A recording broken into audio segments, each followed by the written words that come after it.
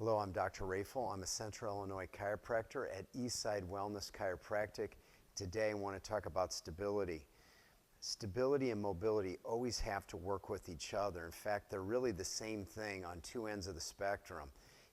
But the literature is getting really adamant now. If all you're doing is range of motion work and not stabilizing these new ranges that you've gained, you've actually increased your instability and potential for problems.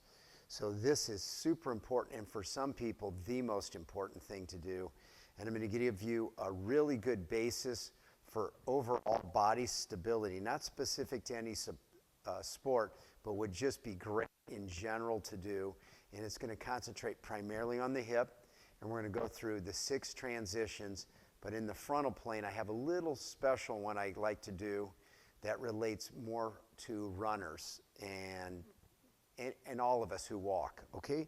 So the first thing is with stability is how we can stair step it. I'm going to turn to the side because I think you can see it a little better. Hands are going to go high, and we're going to reach out on a single leg with the toe touch as I'm leaning back. As you get a little more advanced, your head can even follow your hands a little bit, and you can get out there a bit further until you're getting way out here as far as you can, and then you're going to get way out there and not touch and hover. That's sagittal plane. If you would have back pain with that, you can really reduce it, or the potential of it, if you just keep your arms out of it, cross the arms, and reach this way. Okay? Posterior chain then is going to be hands at shoulder height. I'm going to reach down toward the floor, and I'm going to toe touch, keeping it kind of close at first, a little bit further, way back, and then hover. So I get there, but I don't touch. The best always is when we can do it in a pivot, because the load of one side will help the explode of the other side. That's a really important principle. Gary Gray really likes to push, and I believe. So hands are going to go high, and eventually your goal is to get to here as far as you can out, to here as far back as you can get. And if we can get to hovers on both ends, even better. Not touching here, not touching here. Let me do that one again. Okay, and then frontal plane is the side-to-side motion. Hands are going to be high up. I'm going to reach with both hands, in this case, to the side as my foot goes to the opposite side. Get a little further, further yet, and then I'm going to go into a hover. Get far out there. You'll notice when I do this, when I go this direction, what we call same side lateral, knee bends and my knee should follow my foot.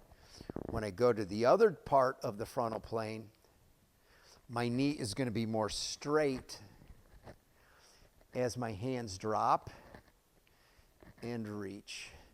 And I'm getting each time a little further until I get to a hover. My goal is, can I hover here and also hover here, moving slowly through the 2 pivots, okay? The one I like to add to this is not just to the side, because when I walk or run, my pelvis doesn't fall straight to the side, and that's a real control position that I need. It goes forward and to the side. So I want to train stability in that. And when I do that, again, hands are going to come up. I'm going to reach back at a 45 to come forward at a 45. Again, you can go short to long, and then my goal is that we go from a hover to a hover, really reaching that end plane. Again, that's going to apply better to walking and running.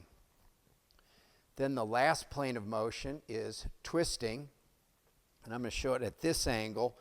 And when I twist, I'm going to go first here into what we call internal or opposite side rotation.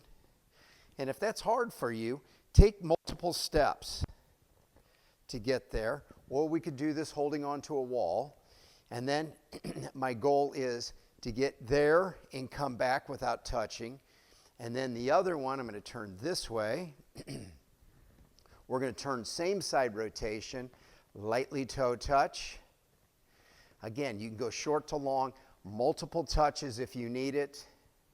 And then my goal is that you hover and come back, and then we can go from a pivot, from a rotation to a rotation back.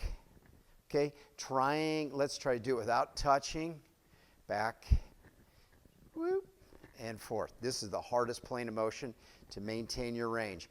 All your weight is staying on this left foot. Okay? Those are the critical planes of motion to give stability to the hips. Thanks.